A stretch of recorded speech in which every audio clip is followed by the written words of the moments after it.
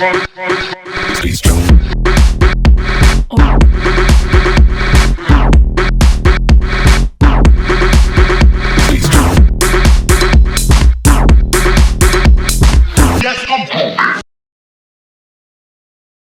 یک رکورد نو در ورزشگاه مرکزی جمهوری شهر دوشنبه به قلب گرفته شد.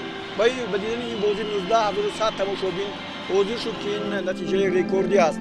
خوب داور این وخوری زید تمیر از عراق دسته ها رو به میدان آورد و فوتبالبازان دسته منتخب تاجیکستان ارزنده تا دقیقه 50 وخوری رقابت کردند. حالا سرخپوشان دسته منتخب تاجیکستان هستند. به پیش میره و منوچهر جلیلوف امکانات خیلی خوب بود برای فوتبالبازان ما و اینجا توپ به دست محافظتگری دسته منتخب ژاپنیا برخورد، اما داور آن را نادیده گرفت و فوتبالبازان ما از شدن حساب در همین حالتی که حالا ما با شما دیدیم بی بهره موندن. حالا ببینید منوچهر جلیلوف بسیار یک ضربه نهایت خوب زد اما محافظتگر برگرداند.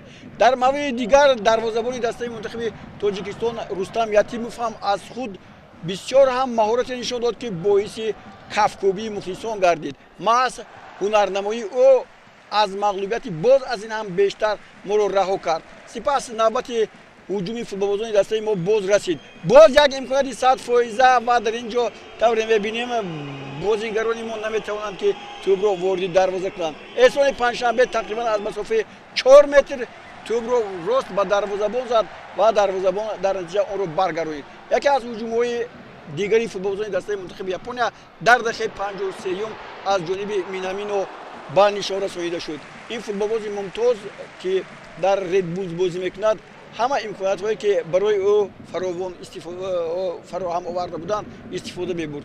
بار دیگر باز همین مینامینو در دقیقه 55 فوتبالبازان ما را دل شکسته کرد و همین پرتافتی که خیلی خوب داده شد با یک نمودی خیلی عالی از بین پایه‌هایش توپ را گذرانید و توپ وارد دروازه شد.